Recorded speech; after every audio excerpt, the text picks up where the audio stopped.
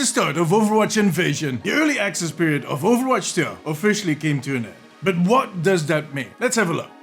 Hey guys, I'm Jared from the Omnic Post. Overwatch 2 Invasion has been out for a week now, and it has been a bit of a hot topic. A lot has been said about this update, mainly because there's a lot of content to talk about. I'm doing a review of the whole season next week. I need to get in some more playtime to make sure I got a good taste of all of these features. But make sure to subscribe. Now, in the preview video for this season, I mentioned that I felt like this was going to be the end of early access for Overwatch 2. Because on one end, the amount of content that they pushed in really felt like a proper release. But more importantly, because the marketing machine was kicked in gear. Well, earlier this week in an interview with IGN, Jared Neuss, the executive producer for Overwatch, confirmed that Overwatch Invasion is indeed the end of Overwatch 2 early access. But some of you might have questions like, wait, the game was in early access? Why didn't we know that? And two, what is going to change now that the game is out of early access? Well, let's start with the first question. When it was announced that Overwatch 2 was going to be released in October, it got this big fat early access label on, which usually is the way for a developer to tell us that everything that will be in that build is work in progress, that there might still be some issues, that some content is missing.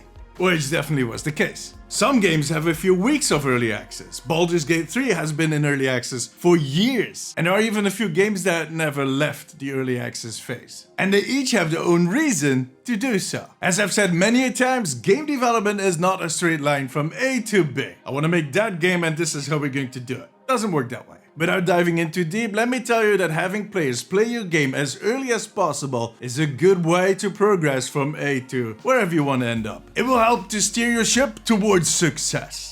Yeah, that's a pirate reference. In other cases, it's more of a marketing trick. In this case, it was the solution to a problem. The problem was that they were so far behind and that they had difficulty getting to the point they wanted to get to. So slapping on that label of early access told us that this was not the game they had envisioned to release at that point. But that they wanted us at least to get something to play with and for them to make some money. Because to that point, I think they were losing money.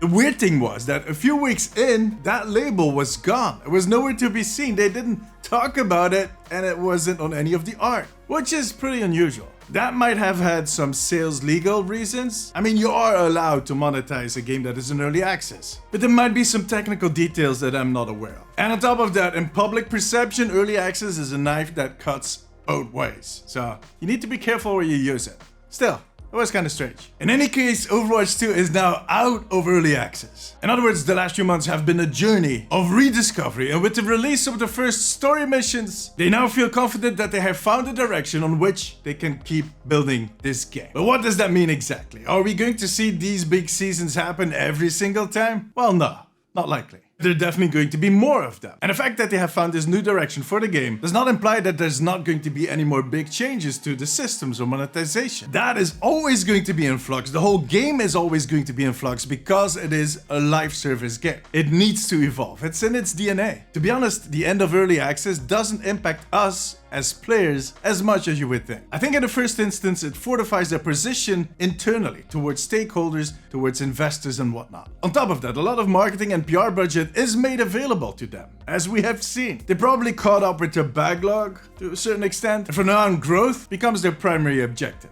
Hence that they're moving to Steam, that we saw John Cena representing the game, that we see that new Junker Queen statue, new paw figures coming out, there's brand deals. They are looking to bring in a lot of new players. The only thing that we as current or old players will notice is that we left an era behind us in which bad news could drop at any moment. I think we're done with all of the bad news, at least the big ones. They have a plan for the months to come. And over time, that plan is going to shift. Sometimes a little more, sometimes a little less. But there shouldn't be any more of that backpedaling, canceling awkward streams to announce the canceling, after which they just walk away. That time should be behind us. You might have noticed that I keep using the word should. That doesn't have anything to do with Blizzard, but the fact that we're in 2023 and anything can happen right now. This world is so f***ed up. But anyways. Tell me, did you know that the game was in early access? Let me know in the comments. Join me during my streams on twitch.tv/DamesIsTV and make sure to subscribe for more updates on Overwatch.